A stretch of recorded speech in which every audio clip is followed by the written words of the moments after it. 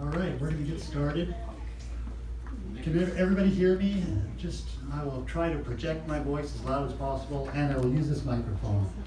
My name's Dave Rosetta, and I know Louise through her daughter Paula, and so it's a privilege that I could be here to do this service. Welcome. Thank you for coming today. We gather to remember and honor Louise Oxenford, to miss her and to grieve her absence, to be grateful for her legacy that she left in her family and her friends and in her faith, to reflect on the incredible promises made by God, who created her, who redeemed her, and who loves her even more than can be imagined. I kind of asked the girls, are there any scriptures that you would like to share? And Cindy had one and Vicki had one, and it's hard to pick, so I'm going to share both of them. In Isaiah 40:28, it says, "Do you not know? Have you not heard? The everlasting God, the Lord, the creator of the ends of the earth, does not become weary or tired. His understanding is inscrutable. He gives strength to the weary, and to him who lacks might he increases power.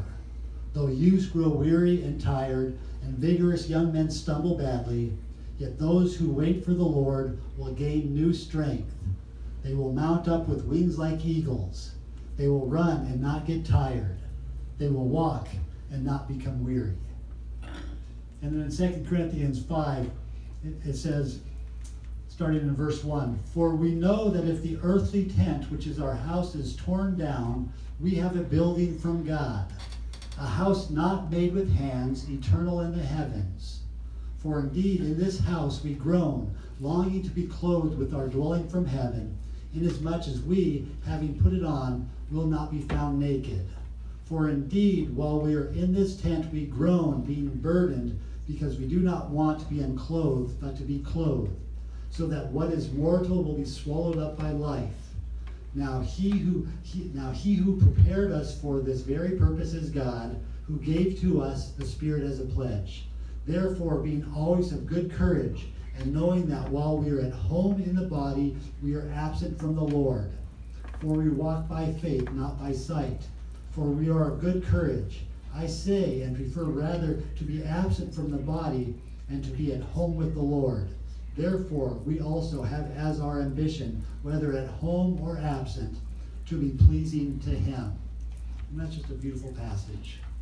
And Louise lived that. She was pleasing to him, and she is in his presence.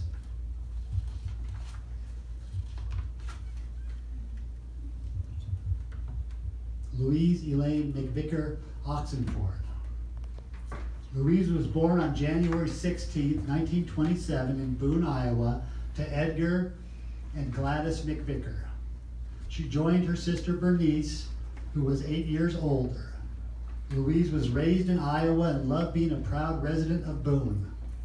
Her mom was a very proper lady and raised daughters who were proper and genteel and good-mannered young ladies. She learned how to cook and sew and entertain and show hospitality. Along with good manners, Louise was brought up with what they called a goodly heritage, which could also be called a godly heritage. She trusted Jesus as a child, and her life reflected that trust as she walked with the Lord and lived for and loved Jesus. Louise attended Boone High School and graduated in 1945. As a Boone High School Toreador. You guys were the Toreadors. I had to look that up. Then I had to look up the definition of a Toreador, which is a bullfighter. Louise received a good education, and she also took something else of great value from high school, her high school sweetheart, Roger Oxenford. Roger and Louise first met at church, and they were always good friends. When they were juniors, they went to a dance together, where Louise demonstrated she was a good dancer, and Roger not so much. But he was pretty banged up from playing football as a scrappy center and the captain of the team, so Louise didn't seem to mind. They loved each other's companies and fell in love with one another. They were a great couple who complemented each other. She was a soprano, he was a baritone. She used lots of words, he used lots of actions. They were meant for each other. After high school, Roger went into the Navy. Fortunately, the war ended and Roger returned to Boone. On October 1st of 1946, Louise married her high school sweetheart and became Louise Elaine Oxenford. They married young, so much so that Roger needed parental permission to get a marriage license. Roger said, and they said it wouldn't last. But it lasted 3 months shy of 72 years. Good job. That's a long time. They quickly started a family. Vicki was born in Iowa, and then Cindy, then the Oxenford family up and moved from Boone to California. And Paula was born, followed by Laura, and completing the Oxenford family was Patty. Louise and Roger were up for the challenge and privilege of raising 5 girls. They backed each other up and supported one another. If she said it, that's it, was some insight from Roger on the importance of being on the same page, especially when you had girls who wanted to be on their own page. Louise loved being a homemaker and a mom. She was loving, sacrificial, selfless, caring, and hospitable. She often went without while making sure her girls did not. She made things for them with love. Her love language was food, which is a good love language.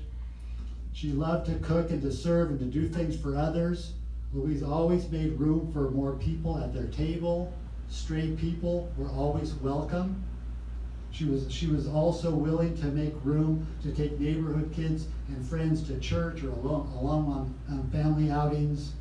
Louise's love for music was reflected in her encouragement and support for all the girls to play instruments.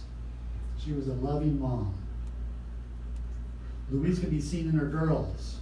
Some of those characteristics are quiet independence that loved her home, knowing what is right and being willing to do it, hospitable and welcoming, fun with a fun sense of humor and a love of laughing, a beautiful soprano voice and love for music.